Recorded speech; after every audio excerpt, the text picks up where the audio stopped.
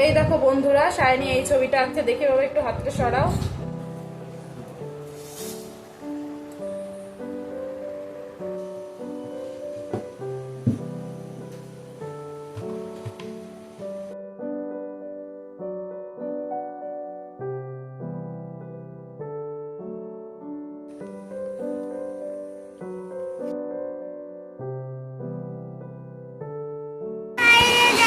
আচ্ছা আমি বাইরে যাব না, তুমি যাও এখন।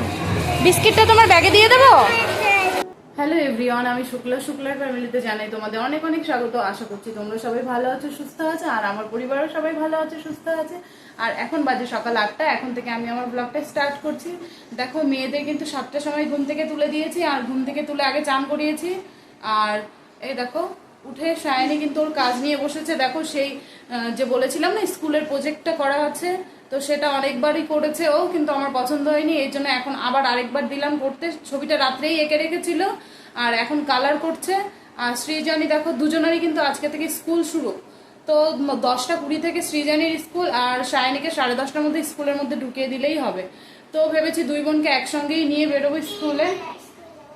আর দেখো সৃজানীরও কিন্তু চান হয়ে গেছে, তো সায়নীকে জল খাইয়েছি আর সৃজানীকেও গ্লাসে জল দিয়েছি, সৃজানী খাচ্ছে। আর এখন কিন্তু পুরো 8টা বাজে, হ্যাঁ এখন হয়তো 1-2 হতে পারে।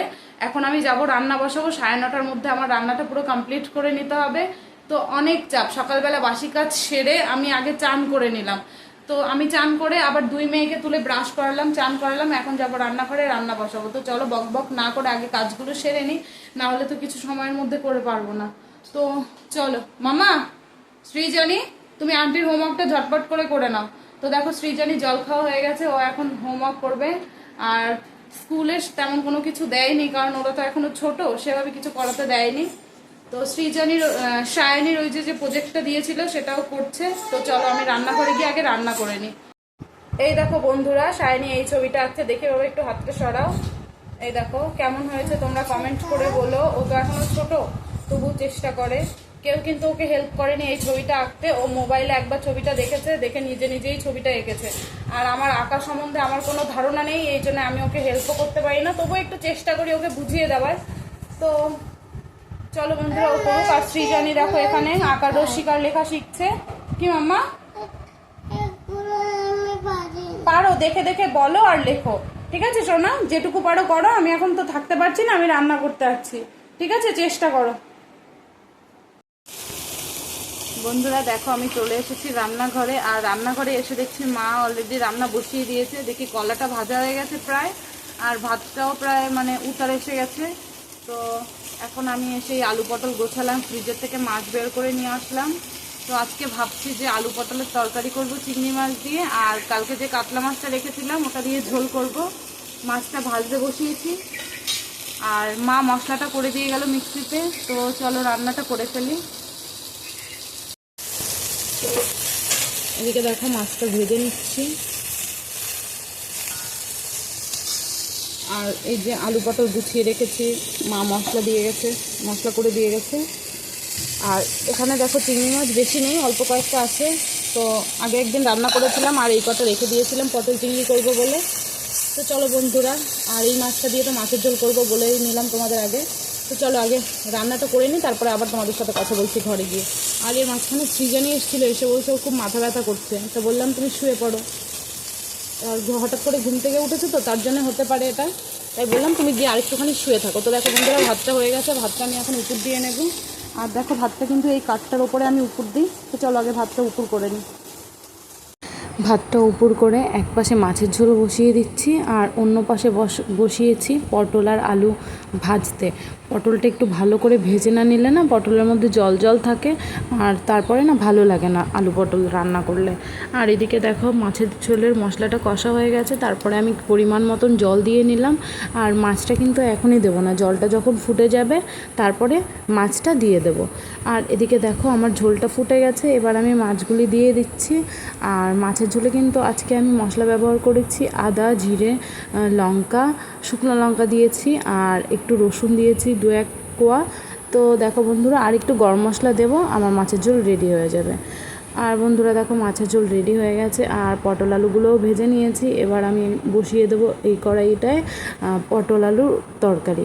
তো বন্ধুরা দেখো কড়াইটা কিন্তু আমি একটু জল দিয়ে ধুয়ে নিয়েছিলাম, আর এখন আর মাজিনি, শুধু জল দিয়ে ধুয়ে নিয়েছি। এত বারবার মেজে নেওয়া যায় না, তার জন্য শুধু জল দিয়েই ধুয়ে নিলাম। তো বন্ধুরা দেখো তেলের ওপরে জিরে ফোড়ন দিয়ে একটু পেঁয়াজ দিলাম, পেঁয়াজটা একটু লাল লাল হয়ে গেলে তার মধ্যে মশলা দিয়ে দিলাম।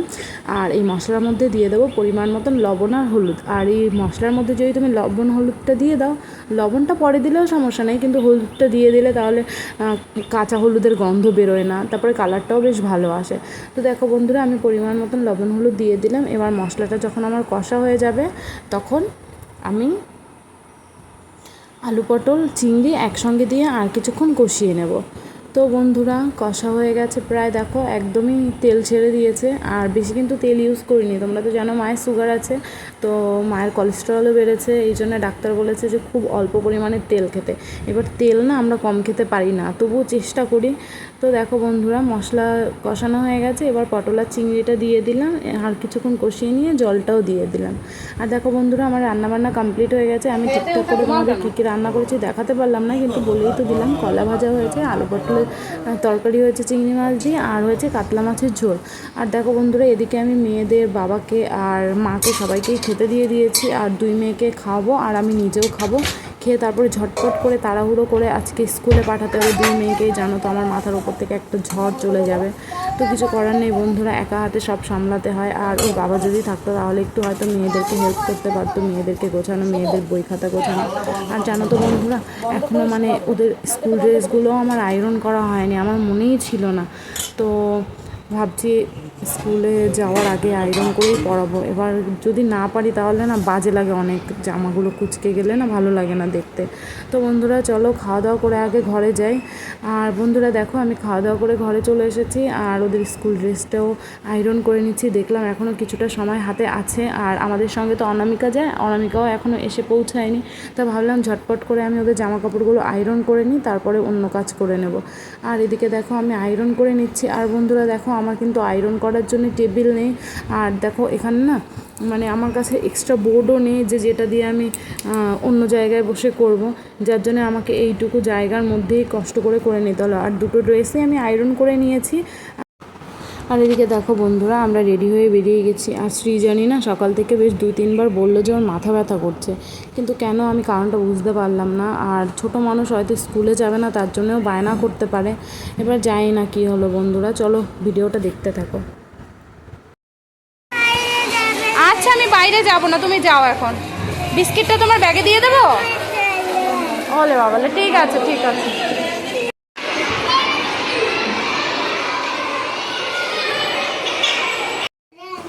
বন্ধুরা সৃজনী অসুস্থ হয়ে পড়েছে, যার কারণে আমি কিন্তু আর ভিডিও করতে পারিনি। স্কুল থেকে বাড়ি এসে ও বারবার করে বমি করেছে, আর গায়ে অনেক জ্বর ছিল। তো বন্ধুরা দেখো এখন সন্ধ্যা হয়ে গেছে, আমি সন্ধ্যাটা দিয়ে নিয়েছি। বন্ধুরা এখন বাজে সন্ধ্যা 7টা, আর আমি সবেই চান করে আসলাম। সকালে তো একবার চান করেছিলাম, এখন আবার চান করলাম। কারণ বন্ধুরা এত গরমে না অধৈর্য লাগে, মানে অসহ্য গরম পড়েছে, বিরক্তিকর লাগে, অস্বস্তিকর লাগে, মানে কি বলে বোঝাবো বুঝতে পারছি না। আর সকালবেলা তো দেখলে স্কুলে গেলাম, সকালবেলা না সৃজনী ঘুম থেকে উঠে বলছিল ওর একটু মাথা ব্যথা হচ্ছে। তা আমি না অতটা গুরুত্ব দিইনি, আমি ভেবেছি স্কুলে পড়তে তো সেরকম যেতে চায় না, তো না যাওয়ার জন্য হয়তো বায়না করছে, এই জন্য আমি অতটা কেয়ার করিনি। কিন্তু স্কুলে গেছি তখনও মনের মধ্যে একটা মানে সন্দেহ ছিল, একটা মানে খারাপ লাগা ছিল যে মেয়েটা বলছিল মাথা ব্যথা করছে, তাও স্কুলে পাঠালাম। তো আমি আগে গিয়ে ম্যামকে বলেওছি যে ম্যাম একটু তাড়াতাড়ি ছেড়ে দিন ওকে, কিন্তু ছাড়েনি। বলছে যে কিছুক্ষণই তো বাকি আছে ছুটির, আর একটু পরেই নিয়ে যাও। তো বসেছিলাম। এবার স্কুল থেকে বেরিয়ে এসেছি, যখন ভ্যানে উঠেছি না, তখন মানে ভ্যানে যে ঝাঁকুনি হচ্ছে, ওই ঝাঁকুনির সময় না ও মাথা চেপে ধরে বলছে মা আমার খুব মাথা ব্যথা হচ্ছে। তখন আমি সত্যি বুঝতে পারলাম যে মানে ভ্যানের ঝাঁকুনিতে যখন ওর ব্যথাটা হচ্ছে তাহলে নিশ্চয়ই ওর মাথা ব্যথা হচ্ছে। তারপরে বাড়িতে সায়নী তো স্কুলে ছিল, সায়নীকেও দেখলে নিয়ে গেলাম। তো ওকে আমি আমার বান্ধবী অনামিকার সঙ্গে পাঠিয়ে দিয়েছি, ওর ছেলেও তো অরণ্য ওর সঙ্গে একই ক্লাসে পড়ে। তা ওই দেখো টিভি দেখছে সৃজনী এখন বসে, এখন একটু ভালো লাগছে শরীরটা। তো ওর সঙ্গে, হ্যাঁ মাম্মা দেখো, তো ওর সঙ্গে পাঠিয়ে দিচ্ছিলাম বাড়িতে। আর বাড়িতে এসে মা ওকে জামা কাপড় ছেড়ে হাত পা ধুয়ে ও দাদুর কাছে ঘুম পাড়িয়ে দিয়েছিল। এবার যখন ঘুমিয়ে গেছে ওই ঘুমের মধ্যে না ওর গায়ে জ্বর চলে এসছে। তারপরে বাবা আমায় ডাকলো যে ওকে কিছু একটা খাইয়ে দাও। আমি বাড়ি এলাম, বাড়ি এসে সায়নীকে আবার খাইয়ে দাইয়ে নিয়ে ঘুম পাড়িয়েছি সায়নীকে। এবার সৃজনী তো স্কুলে বসে বিস্কিট খেয়েছিল, 1 গ্লাস আখের রস খাইয়েছি, ওই জন্য ভাবলাম তাহলে একটু ঘুমিয়ে নি, ঘুম থেকে উঠলে ওকে খাইয়ে দেবো। এইভাবে আমি চলে এসেছি ঘরে। ঘরে এসে সায়নীকে খাইয়ে দাইয়ে নিয়ে সায়নীকে ঘুম পাড়িয়েছি, আর ও বসার ঘরে ও দাদুর সাথে ঘুমাচ্ছিল। তো এবার আমি ঘুমিয়ে আছি, তখন বাবা হঠাৎ করে ডাকছে যে সৃজনীর জ্বর হয়েছে, এসো সৃজনীকে ভাত খাইয়ে ওষুধ খাইয়ে দাও। তারপরে ভাত নিয়ে এলাম কটা মেখে, তো 2 গাল মাত্র ভাত খেয়েছে, তাও মানে চামচে করে খাইয়েছি, 2 চামচ খেয়েছে আর বমি করে দিয়েছে। তারপরে আর কিছু খাওয়াতে পারিনি, ওষুধটা খাইয়েছি, খাওয়ার পরে বলছে আবার ঘুমাবে। তারপরে ঘরে এনে ঘুম পাড়িয়ে দিলাম, সন্ধ্যা পর্যন্ত ঘুমালো। সন্ধ্যাবেলা ঘুম থেকে উঠেছে, বললাম কি খাবে, বলছে চিপস খাবো। তো আমি আর চিপস দেইনি, 2টো কেক নিয়ে এসেছি, 2 বোন 2টো কেক খেয়ে নিয়েছে। আর সায়নীকে এখন মিষ্টু পড়াতে আসছে, আর সৃজনী বলছে আমাকে মোবাইল দাও। কিন্তু এখন দেখি মোবাইল দেখলে আরও বেশি মাথা হবে, কিন্তু যদি মাথাটা ঝুঁকে যদি মোবাইল দেখে তাহলে আরও বেশি মাথা ব্যথা হবে। তার জন্য মোবাইল দেয়নি। এই যে এতক্ষণ কান্নাকাটি বায়না করছিল, আর ওর দাদু ঠাম্মির তো একই কথা, মোবাইল দিতেই হবে। এই দাদু ঠাম্মির এই আদরে না মানে আরো বেশি খারাপ হয়ে যায় বাচ্চাগুলো, জানো তো। আর ঠায় বলছে মোবাইলটা দাও, আমি বললাম না, ও যতই বায়না করে করুক মোবাইল দেওয়া যাবে না। তারপরে সন্ধ্যা দিচ্ছি, গোপালের সন্ধ্যা দিচ্ছি, ঠাকুরঘরের সন্ধ্যা দিলাম, পিছন পিছন ঘুরে বেড়াচ্ছে, আমাকে একটু মোবাইল দাও। তাই বলে মোবাইল দেবো না, কিন্তু তোমাকে আমি টিভি চালিয়ে দেবো, তুমি কিছুক্ষণ টিভি দেখো। তাই এখন টিভি চালিয়ে দিয়েছি, এখন টিভিটা দেখছে। তুমি দেখো মেয়েটার মানে একদিন বলবো না, এই 2-1 ঘন্টার অসুস্থতায় দেখো মেয়েটার কি অবস্থা হয়েছে। মামা হ্যালো করে দাও বন্ধুদের। তো দেখো বন্ধুরা, ওর মানে শরীরটা খুবই অসুস্থ, মানে কথা বলছে গলার থেকে আওয়াজ বেরোচ্ছে না। আর আমারও এই রোদ্রের মধ্যে দৌড়াদৌড়ি করতে করতে না আমারও শরীরটা অসুস্থ হয়ে যায়। এমনিতে কি মাম্মা? হ্যাঁ ঘুমাবে। এমনি আমার মাথার মধ্যে মানে তোমার মাথায় যন্ত্রণার তো একটা সমস্যা আছে, যার জন্য ওষুধ এখনো খাচ্ছি, কিন্তু কোনো পরিবর্তন দেখছি না।